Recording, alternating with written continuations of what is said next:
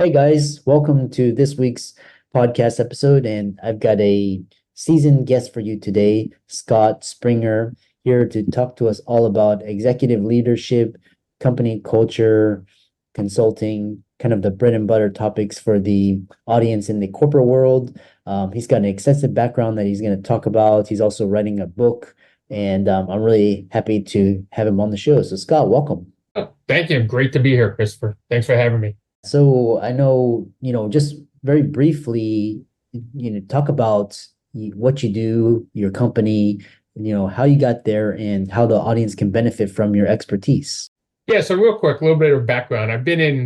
Started out in the Navy and then I was in manufacturing for 25 years. I was always the turnaround guy. I was always the guy that went from plant to plant to plant to turn it around, fix it, get it running great. And then a headhunter would call me, I'd go to another one. The last big company I worked for was Vital Proteins.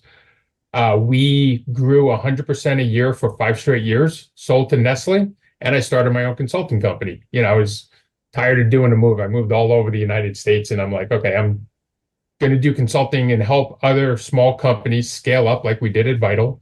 Companies that want to grow 6, 7 figures in a year or double in size, triple in size. I wouldn't recommend tripling. It's almost too much, but companies that want to grow 50 to 100% a year, that's what I help them do right now.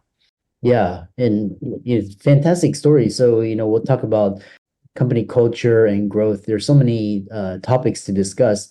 So, we'll dive right into it. So just kind of underperforming organizations and you revitalize them. So what is your approach to diagnosis and the steps you take in the revitalization process? Well, it's like three categories that you look at. You look at people, processes, and equipment, right? And so you look at the people, and 95% of the time, it's not a people issue. It might be a little bit of a leadership issue. It could be a manager issue, but usually not the people on the floor, right? A lot of times it's the processes are not dialed in. People are just kind of winging it every single day. They're being reactive to every order, every process, every issue that goes on the floor. So dial in the processes. And then you look at the equipment, what equipment needs to be upgraded. Is there a maintenance program in place? Are the people maintaining it, or are they just running it till it breaks? Or is the equipment antiquated? Sometimes the equipment it's time to replace it. You can't drive around a 76 Chevy, your whole life. You can, but it's like, it becomes costly and inefficient, spending a lot of money on gas. And it's the same thing in a factory. You get an old plant, and if you're down all the time because of an old antiquated piece of equipment, might be time to replace it, Yeah. So. Yeah. People, I love that. So then the next question is, as you talk about scaling business growth, obviously, without company culture, it's really hard. So you create great company cultures. What are key elements that contribute to a positive culture, and how can leaders cultivate trust within their teams? It gets down to the leaders in the plant, right? Starting with the top person in the plant, usually a plant manager or director of manufacturing. And then you make sure you funnel it down to the manager level, supervisor level below that. And it gets down to how they communicate to people. Are they letting them know what's coming up? Are they keeping the people informed? Are they receiving and accepting the feedback from people on the floor? A lot of times people close off the floor. They don't want to hear the complaints from the floor, right? When I was in the Navy, we used to have a saying, it was kind of funny, but it was true. It was like a happy sailor is a complaining sailor. It's like people are going to complain. Everybody complains. I complain. You probably complain. Everybody complains. It's like, don't take it personal. You got to differentiate between what's a legitimate complaint and what's a complaint just for complaining, and it's like, well, do you want us to fix that? They're like, no, I just wanted to let you know, it's like, you get stuff like that.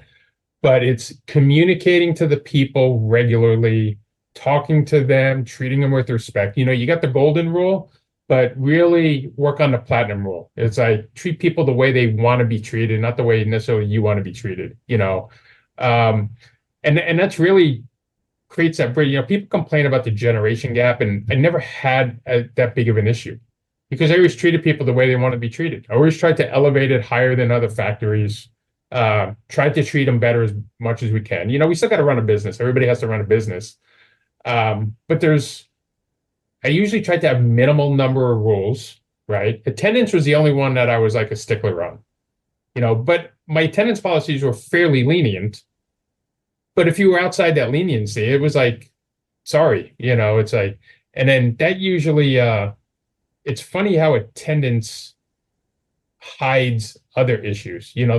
What I always found was the people that had the attendance issues were also the people that were creating your quality issues. Uh-huh. The people with your attendance issues were also causing a lot of downtime when they were there. It's weird, not all the time, but a lot of time that's what it was. But it gets down to communication, talking to the people regularly, treating them well. The first time I was a plant manager, I was brought in not because the plant was running well. I was brought in because the plant manager was fired, the warehouse manager was fired, and it was like one of the worst running plants in the company. This is a company called Bunge, and Bunge's a great company, and I got headhunted to go be a plant manager. And so I came in, and one of the first things I did, because there was a significant lack of safety in that plant. A lot of people got hurt. Guy was permanently disabled a couple months before I started. And so I came in, and one of the first things I did there was a lot of plants do monthly or quarterly town hall meetings. I did them weekly. Every single week, every single person in the plant. I did like 2 or 3 in a week so that people can attend one of them. They only had to go to one of the meetings.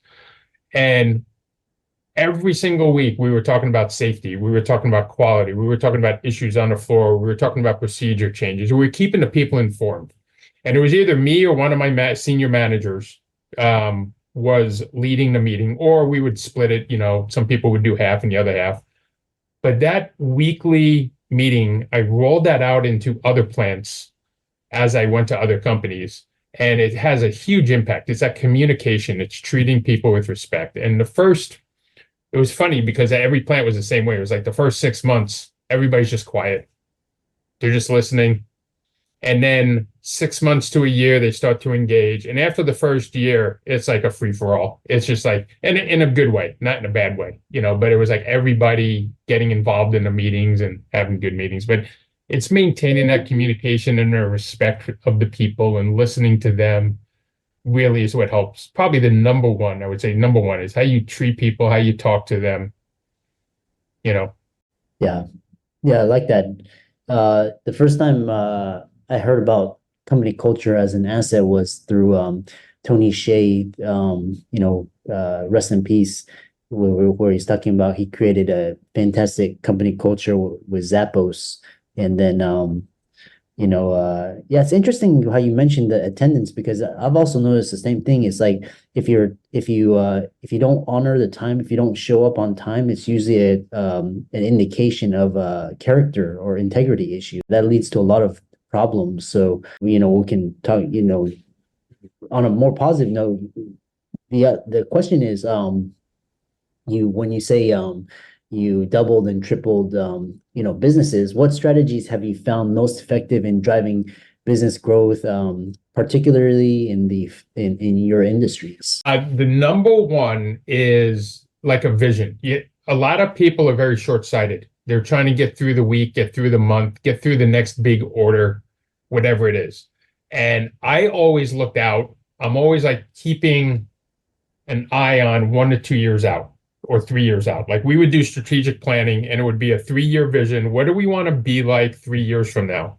And then what do we need to do this year, right, to make sure that in 3 years we're reaching that vision of what we want to be like? And when I say when we be like, what do we want to be like from a production standpoint? How much do we want to produce? What is the quality of our product, and what certifications do we want to have? What's our status? What do we want to be like from a safety standpoint, from a shipping standpoint? Like how do we want to be perceived? It's almost like building the operations brand for the company. Right? It's like, what do we want to be? Because whenever I come in, the company's not running well. There's usually a lot of issues. It's like, okay, so we got to start building that foundation. And that foundation is usually that first year. And then you break out the year into quarters. Like, what do we got to get done this quarter in order to make our year goals? And you have your KPIs and your numbers, but I'm talking about like processes and foundations and stuff that makes the KPIs easy to achieve versus like you're trying to achieve the KPIs all the time. And that gets back into the very first question. It's like the processes. What processes are in place? And let's say over like 3 years, we're going to change every single process in the plant. But which ones do we need to change in the next quarter are the highest critical ones. And we're not going to change them all in the first quarter, and we're not going to change them all in the first year. It's like, which ones do we have to change now? Which ones can we work on next year? Which ones are we going to work on year 3 to get where we need? And so it's looking at those visions, and it's really like, if you know theory of constraints, right? So you're going to have your Herbie, right? Your slowest point in the plan or the biggest bottleneck, and it could be turnover, it could be a safety issue, it could be a quality issue, it could be a throughput issue on certain lines, order taking process, whatever it is. Every plant's different, every plant has its issues. So you look at where are your different bottlenecks, and then you start Paretoing. Okay, once I fix this bottleneck, what's going to be my next bottleneck? We'll work on that one next quarter. And then what's going to be the bottleneck after that one? And you work your way down. You adjust them over time. Excuse me. But you're looking at your bottlenecks and just de-bottlenecking the plant slowly. You're always going to have a bottleneck, but make it so that the bottleneck is not an issue. You're able to meet all the customers' requirements, with no quality issue. Slowly work on it. But you got to start with that 3-year vision, 5-year vision. In that range. Yeah. I love that.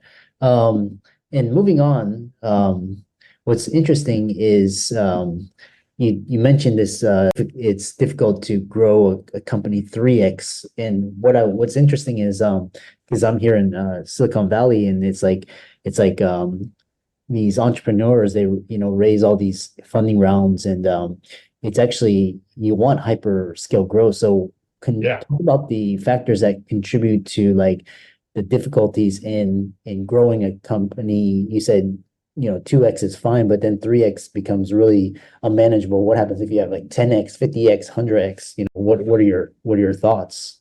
Yeah, it depends on the company itself too, right? What type of company it is. And my experiences with like manufacturing companies. So you got to like get machinery installed and stuff like that. And so it is possible. But I'm just saying, like, the stress level goes up exponentially. So, exponentially, right? So, like, we did 100% growth a year at Vitals, and it was exciting. Everybody's glad they did it, and almost to it. To you ask anyone, it's like, would you want to do that again? They're like, yeah, no, not really. It's like, because of the amount of stress level, because we inherit a plant, and we're built a brand new plant for Vital Proteins while we're growing 100%. And we inherited a situation where most of the processes were really antiquated and really need to be revamped. So it wasn't like you're growing 100% with good processes, good equipment, right? And the leadership team is dialed in. And we had a good leadership team, don't get me wrong. But, it's like we had to train a lot of people while we're growing 100%, building a plant while we're growing 100%. It's like, if you build the foundation and grow 100%, that's easy. If you grow 100% and then you're fixing it as you go along, the stress level's a lot higher, because there wasn't a plan in place initially, until we got there and developed that 3-year plan. And we had the vision of doubling every single year. So it's like, it's almost like the first year was like play catch up to where we were and get ready for the next year's 100% growth. If you don't have that, if you're going to grow 100% a year, if you're going to grow 200% a year, you got to have it laid out for 3 years. And then you got to start putting in all the details of what needs to be done every year to sustain that growth. So many companies will grow 100%, 200% for the first year or two. They don't have their processes in place. They don't have their capacity planning done properly. And they'll grow 100%, and then you'll see the next year, it just falls off. And then they drop 50%. And they got all the excuses in the world, but it was because they didn't plan initially for that 100% growth. So when they got that 100% growth, they hit that peak, they're all excited. They think they're going to keep doing it, but it's basically pulling the carpet out from under them. It's like their manufacturing can't keep up, or their supply chain can't keep up, because they didn't plan properly. It was that simple, And so that's why I say it's hard, because it's a lot of planning ahead of time. We had a saying in the Navy. I love the saying. It was like the 7 Ps. It was proper prior planning prevents piss poor performance. And most companies, they grow fast, but they don't have that planning in order to sustain the growth, is what I see. Yeah. It's interesting, because if you grow too fast, then it just basically explodes, and you have to kind of grow very, very slowly, and kind of and then it's interesting how businesses scale, and basically you're manufacturing here it's software. So it's another key component of your work is leadership and trust. And obviously, the trust environment here in the States is quite low.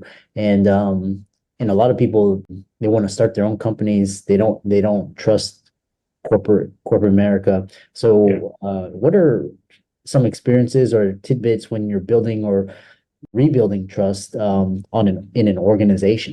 What I've seen, it's definitely company to company, right? You never read about in the paper all the great high trust companies because they don't hit the paper, and I would say most of the companies, most of the large companies, most of the mid-sized companies do a fantastic job with building that trust. If you've ever read the book, The Speed of Trust by Stephen Covey, it's a great book. And it's like, there's a lot of companies that have that trust. And all you need is one bad manager or one bad VP, and that part of that company will just implode. It's like, it's that one person that destroys the trust, Uh, breaks down that trust, that causes the issue. And then people got to differentiate. Well, is it the whole company or is it that one person? First, I worked for some amazing, great people over the years, right? And I've worked for a couple ones that is like, I would never work for that person again, nor would I recommend anybody ever work for that person again, and I'm not obviously not going to name names, right? yeah, But it's you got to build that trust. And when you maintain it, you got to maintain that trust too. And that takes work. That takes active work to maintain that trust in different ways. But trust goes a long way. You get the speed of trust. You can make things happen faster. You are not going to grow 100% a year without high trust. Show yeah, me a company that did that. I don't know of one company that didn't have high trust, making things happen real fast. You have to have that trust in order to make that happen. yeah, Otherwise, you're never going to do it. yeah. I love. They say that it takes decades to build trust, and then like it can take a second to just break that trust.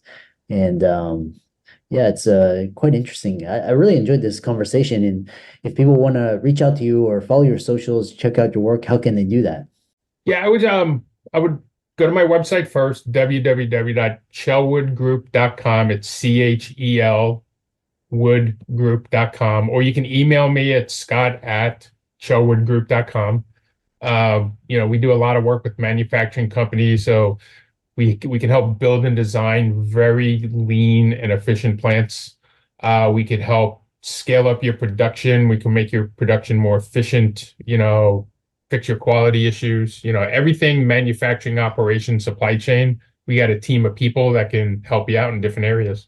Yeah, yeah, I love that.